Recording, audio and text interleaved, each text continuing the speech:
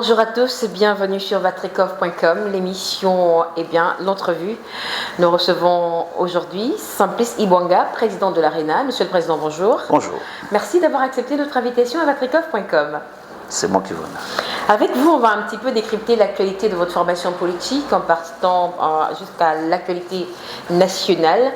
Dans un premier temps, la question est de savoir comment se porte l'ARENA à l'heure actuelle.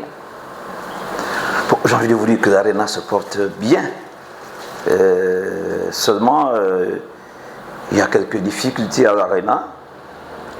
Il y a des autoproclamés présidents, et je vous l'avais déjà dit, mais la justice fera son travail. Il y a le temps des hommes, il y a le temps de Dieu. Et nous avons confié ce dossier entre les mains de la justice. Donc les uns et les autres seront interpellés. À ce sujet, j'ai envie de dire que l'une des personnes qui se déclare président de l'ARENA a été interpellée par deux huissiers de justice. Jusqu'à ce jour, elle a baladé des huissiers de justice. Donc, le huissier a dû donc faire un acte amérique, a déposé sa mise en demeure à la mairie de Libreville. Et l'autre a reçu l'huissier, a signé, mais continue à faire comme si rien n'était. Nous laissons, dans quelques semaines, la justice régler ce différend. Pour l'instant, nous en sommes là. Alors, Monsieur le Président, en bon africain, on dit que le linge sale se lave en famille. Avez-vous tenté une réconciliation ou des arrangements à l'amiable? Si oui, qu'est-ce que cela a produit? Bon, vous savez, en Afrique, et même partout ailleurs, on a toujours estimé que nous sommes une même famille. Et j'ai donc fait intervenir déjà certaines personnes pour que nous puissions trouver une solution. Malheureusement, quand quelqu'un veut devenir mannequin, même s'il est palmipède, vous ne pouvez rien faire. Ces gens à qui nous nous sommes confiés pour tenter de ramener les uns les autres sur la table de la négociation n'ont pas pu être écoutés par ces gens-là. C'est pour ça que je vous disais déjà qu'il faut laisser la justice désormais faire son travail. Est-ce que c'est dire que sur le terrain politique, il y a beaucoup d'argent? Parce que cet entêtement, quand même, est forcément lié à quelque chose. Et ce quelque chose, en général, c'est de l'argent. Bon, ceux qui me connaissent savent très bien que je fais la politique depuis le lycée. J'ai été recruté, je le dis toujours, par l'Union du peuple gabonais pour faire la politique. J'étais au lycée quand j'ai été recruté pour entrer à l'Union du peuple gabonais de Pierre Mamondo par la jeunesse UPGiste. J'aime bien citer ces gens qui à l'époque m'avaient présenté le projet de Pierre Mamondo. Il s'agit de Parfait de Kakas et de Dieudonné Mihindo. Parfait de Kakas est cadre à Sobraga et Dieudonné Mihindo est devenu pasteur. Je suis resté dans la politique. Ce n'est pas pour de l'argent que je suis entré en politique. Oui, en politique, il y a des postes. En politique, il y a de l'argent. Mais l'ARENA n'est pas au pouvoir. Avant le 30 août, l'ARENA était dans l'opposition. C'est avec l'arrivée du général président qu'on a mis fin à la majorité et à l'opposition. Bon, maintenant, si certains ont estimé, parce qu'ils sont rentrés par des couloirs où on fait tomber de l'argent, ils ont un peu d'argent, ils peuvent s'autoproclamer président, ils peuvent insister, ils peuvent même aller au-delà de la physique, donc métaphysique, pour nuire aux autres à cause de l'ARENA. C'est eux. Moi, la politique, ce n'est pas un marché où on vient acheter des choses. La politique, c'est un carrefour où on vient vendre ses idées. C'est comme ça que je la conçois. Maintenant, s'il y a une offre qui permet à un homme politique de s'épanouir socialement, il ne peut pas la refuser. C'est aussi ça, l'objectif des uns des autres, à aller plus loin. Venons-en à l'actualité du moment, Monsieur le Président. L'actualité du moment, c'est l'élection à la large majorité de Brice Clotaire Oligui Nguema comme président du Gabon. Aujourd'hui, l'ARENA se satisfait de cette victoire de Brice Clotaire Oligui Nguema? Oui, mais tout le peuple gabonais est satisfait. Vous avez vu déjà le score. Quand vous gagnez une élection dans votre pays à plus de 94%, il y a des signaux forts. Ça veut dire qu'il y a eu une adhésion. Maintenant, le peuple attend le maçon au pied du mur. Le peuple a fait ce qu'il fallait. Il ne s'agissait pas là d'une adhésion contre une personne. Non. On n'est pas dans les élections antérieures où on votait quelquefois le candidat élu par défaut. Ici, on a voté quelqu'un qui, en un an, a su montrer aux compatriotes qu'il est capable de faire plusieurs choses. Et c'est pour ça que nous avions été sur le terrain, même avec nos petits moyens. Vous étiez sur le terrain, mais pas très visible aussi, l'ARENA. Qu'est-ce qui s'est passé? Oui, mais pas très visible parce que quand ceux qui organisent l'élection donnent l'argent aux usurpateurs, que voulez-vous que le président d'Arena que je suis fasse? J'ai été avec mes collaborateurs et certains militants dans le porte-à-porte. J'ai été dans certaines zones avec certains présidents des partis politiques pour vendre le projet du candidat Brice Clotaire Oligui Nguema. Vous êtes de ceux qui estiment qu'après les forces et le réconfort, vous attendez une récompense de la part de Brice Clotaire Oligui Nguema, maintenant qu'il est président élu? Le peuple attend un réconfort. Le peuple attend de bonnes routes, de bonnes écoles, de la banane, des tarots dans l'assiette à midi. Les agents de l'État attendent une amélioration de leur statut. Nous tous, nous attendons. Et il n'y a pas comme si, bon, tout le peuple, tous ceux qui ont voté, et même ceux qui n'ont pas voté. Tout le peuple n'a pas fait le porte-à-porte comme M. Ibanga l'a fait avec ses sympathisants et militants. Oh, vous savez, quand vous avez gagné une élection à plus de 94%, on va dire que c'est tout le peuple. Quand vous avez gagné à 94%, c'est tout le peuple. Mais quand vous avez une dette de 100 000 et que vous payez à la personne 94 000, mais il n'aura pas le courage de vous porter plainte au tribunal, parce que là, il ne reste que 6 000. Sur 100, on a 94. Et là, on a 6 personnes qui n'ont pas voté. Mais en posant des actions, ceux qui n'ont pas voté finiront par le rejoindre. Et comme on le dit, hein, le maçon, c'est au pied du mur. Moi, j'attends que le projet qui nous a été présenté, ce document, ça traduit en acte. Nous n'allons pas le pousser à faire ce qui est impossible, inhumain. Mais c'est avec le budget, c'est avec nos richesses, c'est avec les moyens de l'État qu'il va réaliser ce qu'il nous a promis, ce qu'il a promis au peuple gabonais.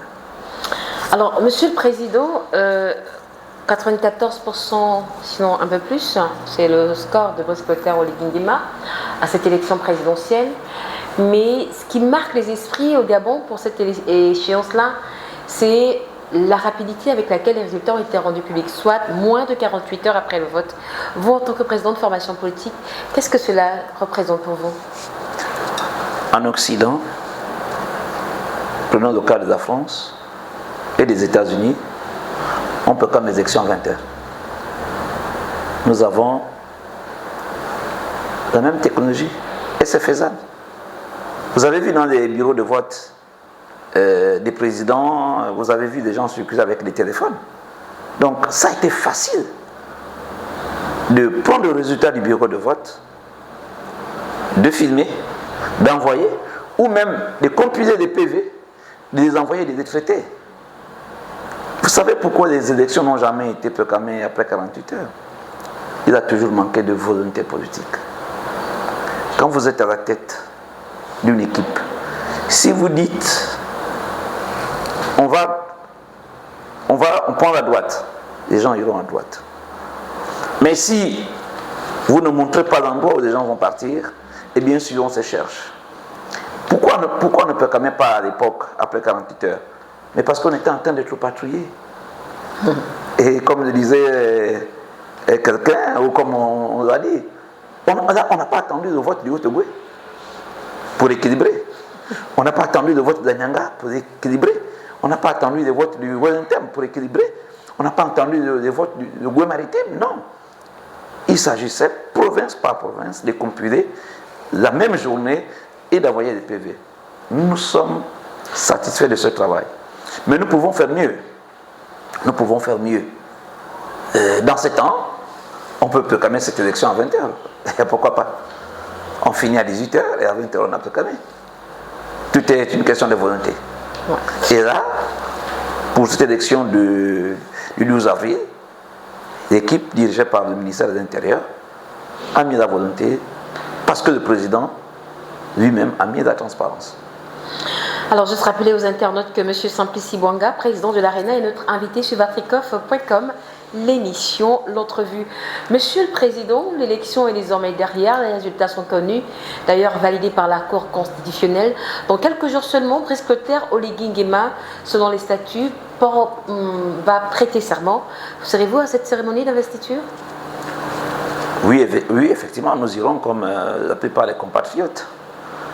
Vous savez, il ne faut pas être en marge de la victoire, il ne faut pas être en marge de la fête du village. On ne vous a pas vu sur les écrans pour féliciter le président? Parce que vous n'êtes pas venu vers moi. Si vous étiez venu vers moi, je vais féliciter le président. Donc c'est l'occasion pour moi vous êtes chez nous, de féliciter le président qui a fait un très bon travail, qui en un an nous a prouvé de quoi il est capable.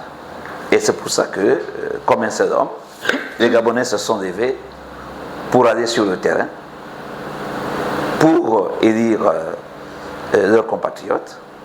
Et comme je vous le disais, nous entendons, après la prestation des serments, le déroulé, la mise en musique de ce qu'il nous a promis. Alors, une autre question fait le tour dans la capitale, mais elle revient sur les langues, c'est celle relative au choix des collaborateurs du président de la République pour le prochain septennat. Selon vous, en votre qualité d'ailleurs d'acteur politique, quels seraient les critères qui devraient être mis en avant par le presbytère Oligui Nguema?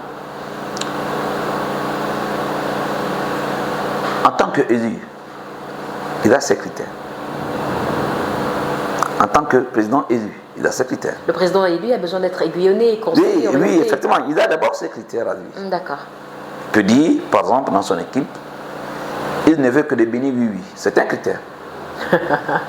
Il peut dire, dans son équipe, il veut 50% des bénis oui-oui et 50% des personnes qui peuvent dire, président, allons-y comme ça. Pour moi, il s'agit pour le président de regrouper autour de lui des compatriotes. Des gens dont la génétique est diamétralement opposée au vol. Des gens dont la médisance, la calomnie, le détournement des fonds est diamétralement opposé. Il nous faut des compatriotes qui vont arriver entre eux le président pour dire plus jamais ce qui s'est passé. Vous le savez très bien. On a enrichi des gens qui venaient de nulle part. Osseni arrive, il n'a jamais fait une école d'administration, il devient directeur de cabinet d'un chef d'État.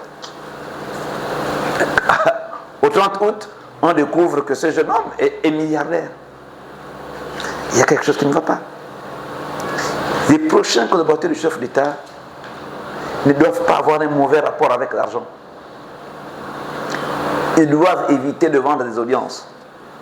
Parce qu'il s'est dit dans les quartiers qu'aujourd'hui, certains collaborateurs, je le dis au conditionnel, il s'est dit, on écoute, vous aussi vous écoutez, que pour aller à la présidence, il faut monnayer. J'ai écouté lors d'une émission Gabin Atiga qui le disait, un spectateur qui appelait pour dire que du côté du Carrefour Lomba, il y aurait un cabinet d'un collaborateur du chef de l'État qui se chargerait de le faire. C'est passé sur Gabon Première, c'est une émission de samedi de Gabin Atiga. Vous voyez, ce genre de pratiques doivent cesser. Nous avons écrit au chef de l'État plusieurs fois. Il ne nous a jamais reçus. Mais on ne va pas crier. Le jour où il nous lira, il nous recevra. Peut-être que lorsque nous déposons les demandes à son cabinet, quelqu'un met de côté. Parce que vous savez ici comment le pays se passe. Puisque certains encourageraient des personnes qui n'ont rien à voir avec l'ARENA à la tête de l'ARENA. Donc, si on arrive à ce stade, il faut bien que les gens et les autres changent. Il faut que le chef de l'État s'entoure désormais des Gabonais qui s'aiment d'abord, parce qu'il faut s'aimer, hein. Et des Gabonais qui aiment leur prochain, mais surtout des Gabonais qui aiment le pays, pour qu'on avance. Le patriotisme. Ben oui. Alors, Monsieur le Président, on va revenir un tant soit peu sur les attentes de l'ARENA dans cette 5e République. S'il y avait 3 secteurs prioritaires, ce seraient lesquels selon vous? Et comment est-ce que le Président devrait procéder? Alors, s'il y avait 3 secteurs prioritaires, pour moi, le premier secteur prioritaire, c'est l'éducation. Il faut former. Vous savez, moi je travaille sur les questions d'éducation. J'estime qu'aujourd'hui, il nous faut, pour des apprenants, une école de proximité. Il nous faut éviter que l'enfant, l'apprenant de classe de 6e qui vit à Issassa, apprenne au Dissemba. Et l'après-midi. Parce qu'il y a ce qu'on appelle le double flux. Ce système appelé jadis mi-temps. Les classes de 6e, les classes de 5e, 4e, 2e et 1e à Libreville, vous voyez, dans la plupart des établissements, sont en après-midi. Oui. De plus en plus, nous avons des enfants de 10 ans en 5e, de 10 ans en 4e. Mais ces enfants de 10 ans, de 11 ans, restent le matin à la maison, avec la clé du portail, avec la télécommande, parce qu'ils ont cours à 13 heures et qu'ils les accompagnent eux à l'école. Il faut donc ce secteur, il faut construire un nombre important des salles de classe. Il faut former les enseignants. Le premier secteur, donc, c'est l'éducation. Le deuxième secteur, c'est le secteur de l'agriculture. D'accord. Ce n'est pas des petits projets de petits bœufs, non. Il faut un projet d'envergure. Il faut une réforme agraire, une réforme verte, qui va consister à quoi? À baisser le prix du sac de riz sur le marché. Parce que si désormais nous avons des grandes plantations de bananes, nous allons consommer de la banane. Et nous allons influencer sur le prix du sac de riz. Si nous avons des grandes plantations de tubercules, nous allons consommer des tubercules et nous avons influencé le prix du sac de riz. Si nous avons une grande activité au niveau de la culture du taro, de la patate, moi j'ai vu dans le Boui Vindo, plutôt dans le Boui de l'eau, dans la zone de la Sourville, je vis dans la zone de Babanda le taro, mais on peut exploiter toutes ces terres-là.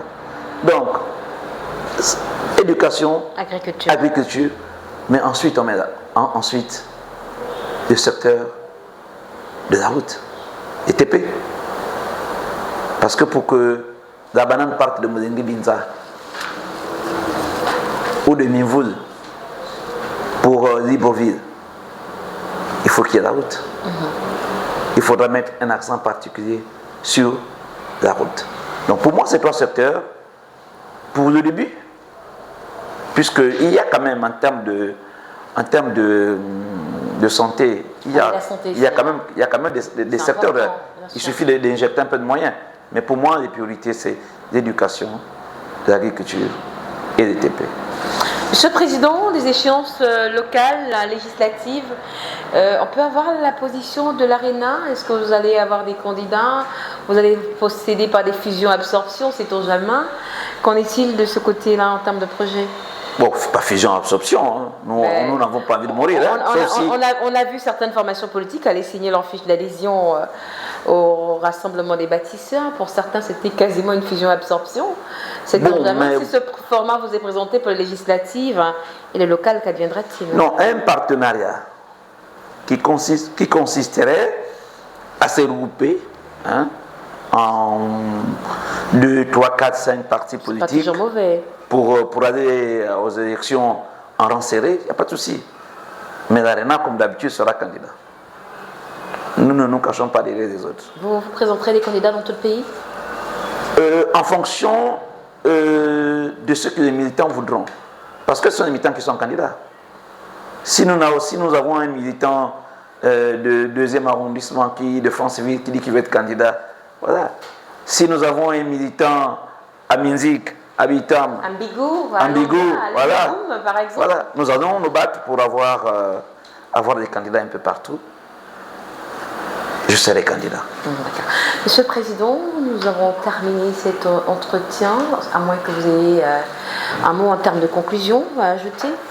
Oui, mais je voudrais déjà vous remercier pour la possibilité que vous nous offrez de parler de l'ARENA et puis de parler du pays. Mais je voudrais aussi dire au Président de la République, 7 ans, c'est pas beaucoup. Mais en 7 ans, on peut faire beaucoup de choses. Vous nous avez déjà habitués en 1 an. Nous avons vu ce que vous avez fait en 1 an. Et c'est pour ça que le peuple tout entier, pas que moi, mais le peuple tout entier, a adhéré à votre projet. Le maçon, c'est au pied du mur. Monsieur le Président, vous avez 7 ans. Construisez-nous des bonnes écoles. Formez des enseignants. Faites-nous de la bonne agriculture. Construisez-nous des routes. Améliorez le statut du fonctionnaire. Faites en sorte qu'il n'y ait plus trop de malheureux dans ce pays. Vous en êtes capable. Si en 1 an, vous avez pu faire une route du petit marché, du PK5 jusqu'au PK6, c'est qu'en 7 ans, vous arriverez peut-être à Médène. Merci une fois de plus. Le message arrivera certainement, M. Ibwanga Simplice, notre invité aujourd'hui sur vatricov.com. L'émission, l'entrevue, Monsieur le Président, merci. C'est moi qui vous remercie. À très bientôt. Au revoir à tous.